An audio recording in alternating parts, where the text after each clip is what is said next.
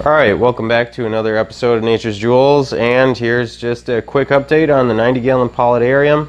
Sorry guys, I've really been dropping the ball here as far as doing update videos, but I promise you, I'm gonna try to do better. We have a couple pros and cons to this tank. One of them that you might notice right away if you've seen the very first video was that I was going with Anubius Nana, I believe it is the aquatic plants. Under the assumption that they were bitter, thick-leafed, and hardier plants that most cichlids do not mess with, obviously my Central Americans have picked it clean, except for this one species, which I had mentioned in my very first video, I believed was a subspecies or separate species. They left that one alone. All three of the other ones, they were demolished.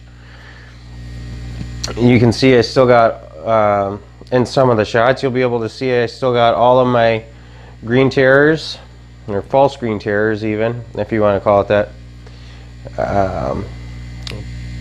Palmer from Palmer's Fish actually just recently did a video on green terrors, and I found it very interesting, very informative about their breeding behaviors and telling the true green terror from a false green terror and their other common name. But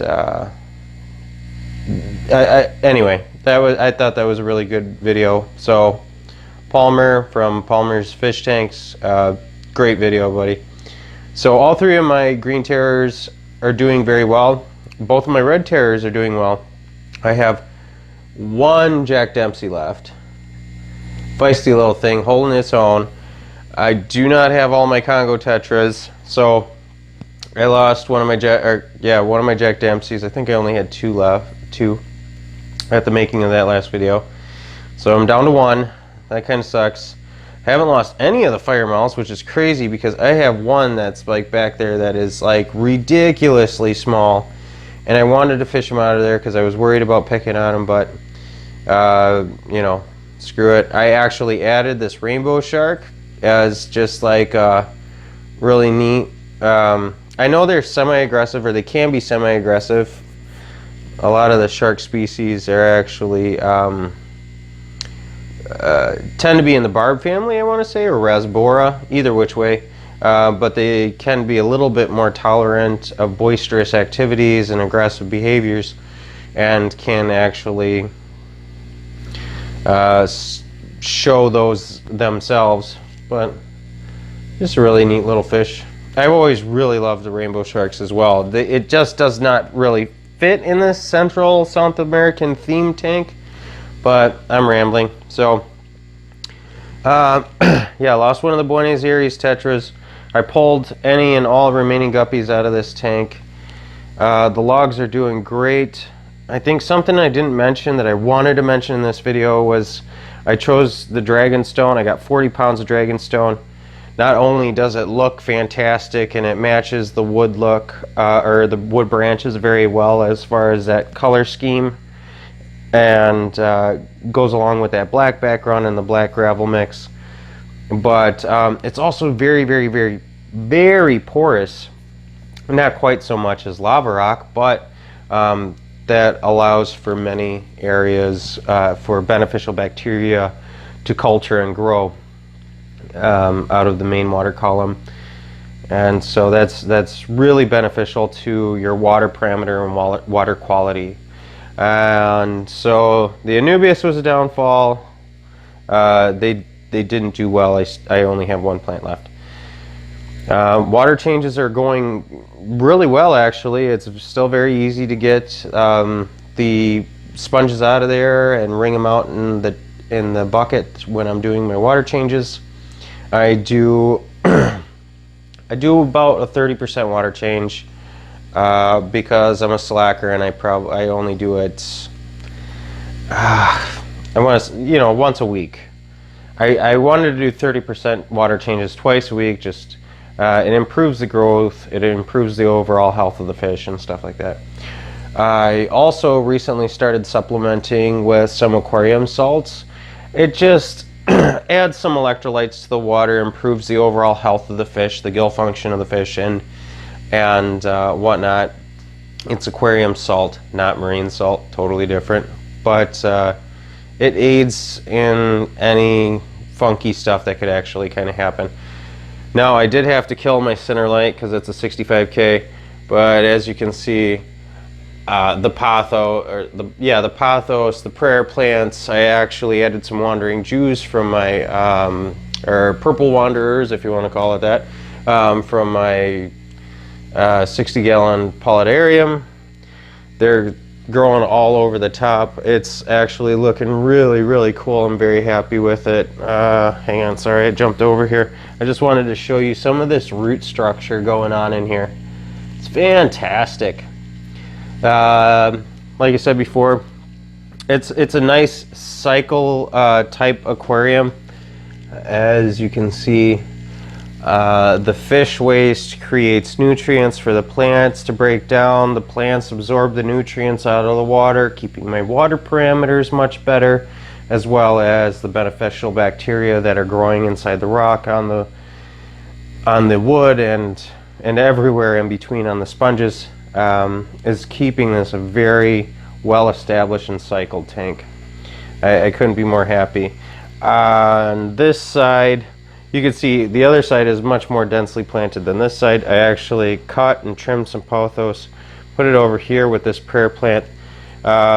This little pot system that I did here in the corner is not working very well. I'm not super happy with how the prayer plant's responding.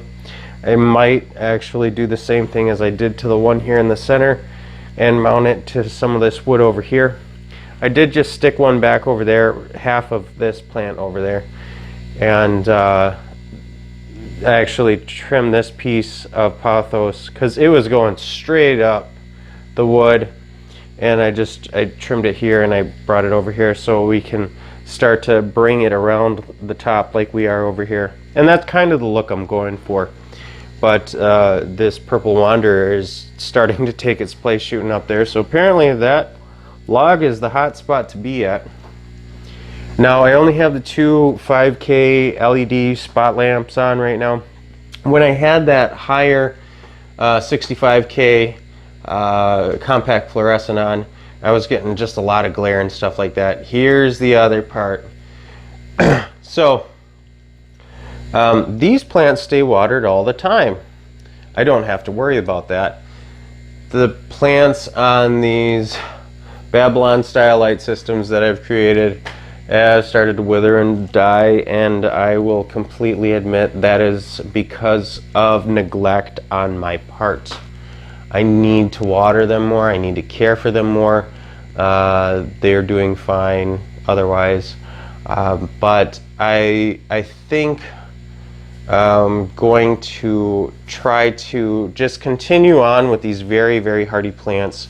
I know the pothos do very well on top of, you know, cleaning the air in my own home environment.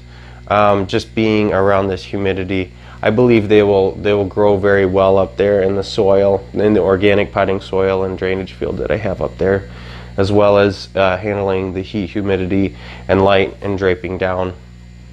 As I also think and know, I have actually two little wandering Jews up there. You might be able to see right there. I got one growing, and it's actually doing well, and the soil's dry, so it's very forgiving plant, guys. I thought these other plants would be a little bit more tolerant of my slothfulness in watering, but it turns out that they were only okay with very subdued lighting. They were not okay with the neglect of watering. But it's actually really cool when I water them. They just pour out here and drip down on the plants, and since they've gone through an entire filtration process, it drips right into the water, and I don't have to worry about it because there is no fertilizers in there. It's just organic potting soil. So all in all, I'm very happy, very pleased with the tank. I love the fish. If I come closer here, they actually get really excited. They usually come to the top, and they'll all come to the front and they'll greet me. They'll start, you know, doing their classic little thing, begging for food and stuff like that, but I think they're kind of noticing that I'm doing something different with the video here. I'm holding the camera up to them. So, but that's it for the 90-gallon Paludarium. The 90% water Paludarium type thing. The plants along the top are doing exactly like I thought they would do, doing very, very well. I actually added a power head over here into this corner to create a more circular water area swirling around here, and that's to even out the temperature that the 200-watt heater in the back is doing. They've even thought about adding a second 200-watt heater to make sure that this tank stays a little bit warmer and decreases the possibilities for sickness, as well as increasing the growth rates of these beautiful, wonderful pet fish. So hope you guys enjoyed the video. If you guys have anything to add, if you noticed, I have a Pokemon hidden up there. My kids thought it was cool, and you know, I think it's kind of cool too, so I left it up there. But if you guys got anything to add to this video, any questions, comments, concerns, please leave them down below. You don't have to like, comment, subscribe. I just like doing these things and showing you guys my tanks and setups, mostly because it's fun. I enjoy it, and I hope you guys enjoy it too, and gives you some great ideas. And I want to show you that because I am a lot of times pioneering a lot of my tanks and just trying to figure out and plug and play and work with what I'm doing and the knowledge that I have. It doesn't always work. I mean, you can see I'm sure this is going to work in the future. I just have to select the right plants. I wish it wasn't going to be all the same plant, but at the same time, I think it's still going to look very nice with it all filled in with large leaf, green leaf plants and stuff like that. I think it's going to look really good either which way. But until next time, this is Mr. Crawlings, and if you keep it cold-blooded, I'll see you next time. Later.